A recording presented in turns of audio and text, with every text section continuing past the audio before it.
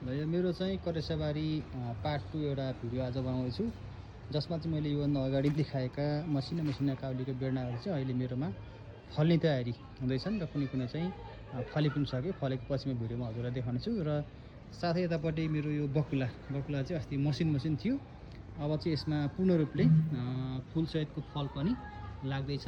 यसमा चाहिँ कोसाहरू सानसानो भइसकेका छन्, कोसाहरू बन्दैछन् र अब चाहिँ केही दिन अथवा चाहिँ 1 हप्ता 5 दिनमा चाहिँ यिनीहरू खानलाई रेडी हुन्छन्। र आज चाहिँ मैले यिनीहरूमा पानीको मात्राहरू सिँचाइ गरेँ र अब यो चाहिँ सेकेन्ड टाइम हो मैले यसलाई पानी हालेको।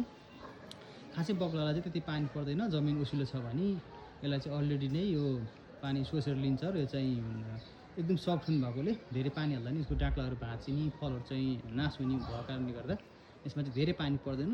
माथि सुक्यो भने चाहिँ त्यो ठाउँमा मात्रै पानी हाल्ने गरिन्छ र हालिन्छ। र यतापट्टि चाहिँ मेरो अब यो काउलीहरू चाहिँ अस्ति चाहिँ मैले सानसानो बिरुवा देखाएको थिएँ, आज चाहिँ बिरुवाहरू ठुलै भइसक्यो। अब चाहिँ यो अस्तिको भिडियो बनायो भने पश्चात यिनी काउली चाहिँ मोटामोटी फुल्न सुरु भयो र कुनै चाहिँ फुली पनि सक्यो।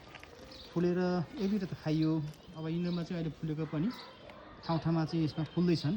यो फुलेको चाहिँ हजुरलाई म देखाउँछु है त एकछिन। यो सानसानो कोपिलाहरू बल्ल आउँदैछन्, जस्तो यसमा चाहिँ यत्रो आयो, सुरु हुँदैछ है।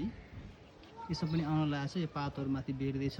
यतापट्टि गएर ठुलै भएकोमा चाहिँ धेरै ठुलो चाहिँ एउटा खाइयो, बाँकी अरू चाहिँ यत्रो ठुल्ठुलो। यो सेकेन्डवाला हो, अस्ति फलेको भयो, पहिलो खाइयो, दोस्रो हो। र यतापट्टि गएर यिनीहरूमा पनि सुरु हुँदैछ।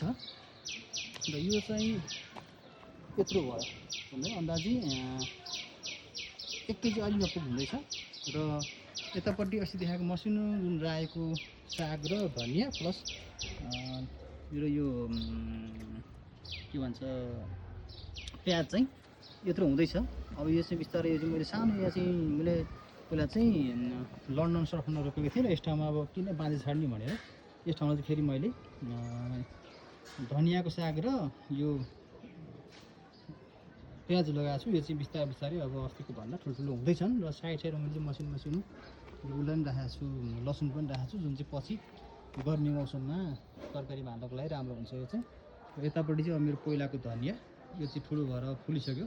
यसमा चाहिँ अब धनियाँको गेडा लाग्दैछ र धनियाँभित्र भएको छ्यापी उतापट्टि छ। यो चाहिँ लसुन चाहिँ एकदम ठुल्ठुलो पोटी भएको छ, एकदम राम्रो। यसको चाहिँ ठुलो तल पोटी बढ्दैछ र माथिको पात पनि हरियो हुन्छ। यसको पात खायो भने चाहिँ पोटी कति हुँदैन, र यो चाहिँ अब पात खाएन भने चाहिँ एकदम पोटी राम्रो हुन्छ।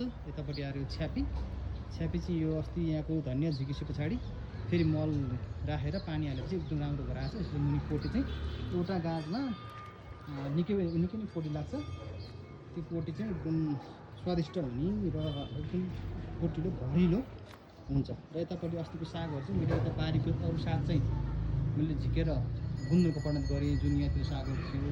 यसमा टन्नी साग, बाक्लो साग थियो, अरू मात्रै बाँकी राखेँ। र यतापट्टिको साग चाहिँ पछि हुने साग हो, यो चाहिँ बल्ल खाने बेला हुँदैछ।